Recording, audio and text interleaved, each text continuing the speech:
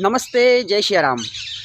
दोस्तों, कई बार हम लोगों के जीवन में इंसानों के साथ ऐसी चीज़ होती है कि कुछ ऐसी घटनाएं घट जाती है या फिर हमारी कोई चाहत होती है ना, और जब हम अपने आप को असमर्थ पाते हैं उसे पूरा करने के लिए, या फिर कोई ऐसी चीज़ हो जाती है जो हमारे अनुकूल ना हो और हम खुद को बहुत ही एकदम मजबूर, हालात का मारा, लाचार, चारों ओर से कोशिश करने के बाद भी थका हारा, परेशान, जब कुछ नहीं कर सकते ना, जब मजबूर स्थिति में खुद को पाते हैं ना, तो हमारे सामने एक विकल्प के रूप में भगवान हमेशा मौजूद रहते हैं कि यार चलो भगवान की शरण में जाते हैं और भगवान के मंदिर में जाकर हम लोग मन्नतें मांगते हैं, चढ़ावा चढ़ाते हैं और भी पता नहीं क्या क्या कोई बोली करते हैं कि भैया मैं आपके दरबार में पैदल आ जाऊंगा, ऐसा हो जाऊंगा, ये कर लूँगा आपके लिए, वो कर लूँगा, वो कर लूँगा। मतलब बहुत कुछ करते हैं ताकि हम जैसा चाहते हैं ना ऐसा हो जाए, हमारी वो विश जो हम पूरी करना चाहते हैं वो पूरी हो जाए। और अमूमन ऐसा होता है सर, 95% मामलों में वो विश पूरी होती नहीं है, अधूरी की अधूरी रहती है। और जब नतीजे नहीं मिलते ना, तो हम लोग क्या करते हैं, फिर भगवान को वापस अपने मन में या फिर मंदिर में कहीं पर भी, तो हम लोग वापस अपनी नाराज़गी जताते हैं, यार मैंने आपको ये करने के लिए कहा था, आपने मेरी विश पूरी की ही नहीं, आप काहे को भगवान हो, आप तो हो ही नहीं, अरे आपका तो कोई अस्तित्व ही नहीं है। अरे हम लोग पागल थे जो आपके सामने आकर मिन्नतें मांगने लगे, हम लोग ने फालतू अपना समय बर्बाद किया। आज के बाद मैं आपके मंदिर में कभी नहीं आऊँगा, आपकी सीढ़ियाँ कभी नहीं चढ़ूँगा मैं।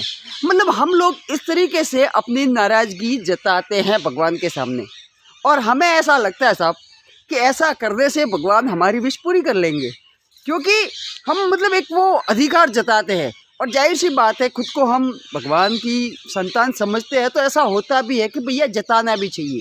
पर एक सच ये है कि इन पूरी क्रियाकलापों के दरमियान हम ये भूल क्यों जाते हैं कि भैया सच में भगवान से आपने जो चाहा था ना वो मांगा ही नहीं है, बल्कि आपने भगवान के सामने अभाव का प्रदर्शन किया है, दुख का प्रदर्शन किया है।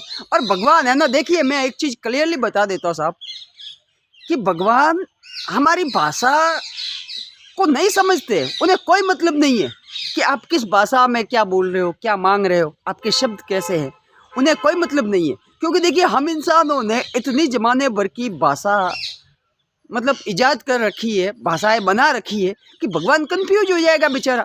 अब देखिए, अगर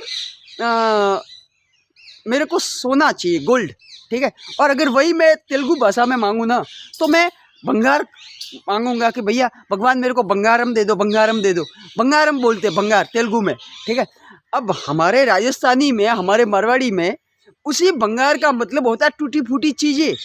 अब देखिए, किसी आदमी को अगर कोई भंगार मांगेगा तो भगवान कंफ्यूज नहीं हो जाएगा बेचारा कि भैया इसे सोना देना है या टूटा फूटा कबाड़ देना है। तो साहब देखिए, भगवान है ना, हमारी भाषाओं को कोई मायने नहीं रखता है कि हमारे शब्द क्या है।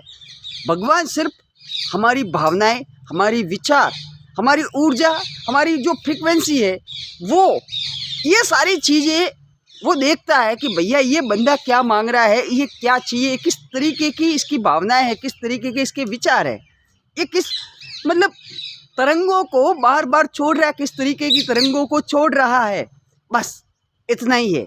अगर और फिर एक चीज़ बता देता हूँ, आपने भी सुना ही होगा कि बिन मांगे मोती मिले, मांगे मिले न भीख।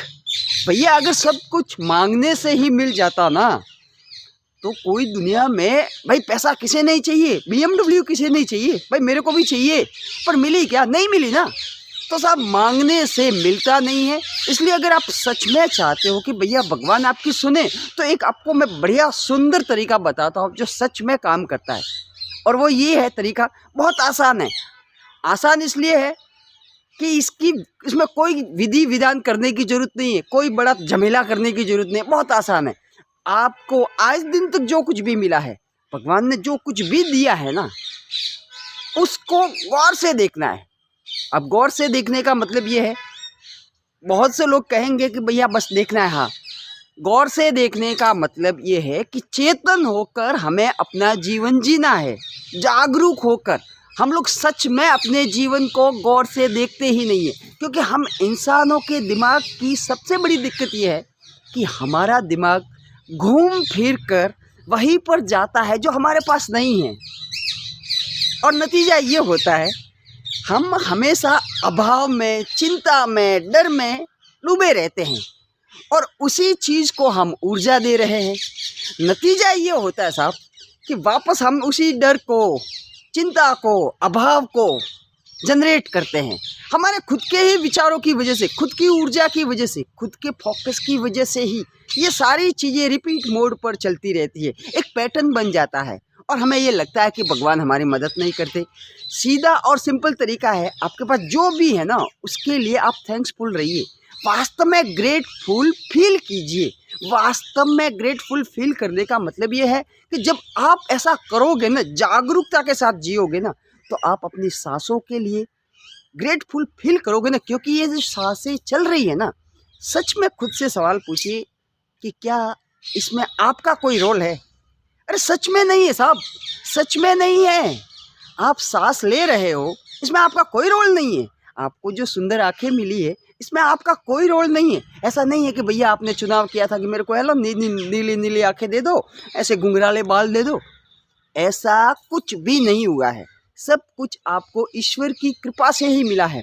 और जब आप इन सारी चीज़ों को, और भी ढेर सारी, जब आप देखने जाओगे ना, जब आप गिनती करने जाओगे ना, जो जो मिला है उसकी गिनती करोगे ना, ये हाथ, ये उंगलियां, ये दांत, ये जो सुंदर शरीर, ये जीवन, ये आज दिन तक जितना भी पैसा मिलता आया है, वो जब आप गौर से इन सारी चीज़ों की गिनती करोगे ना, तो आपको एहसास होगा कि भैया आपको आज दिन तक कितना कुछ मिला है।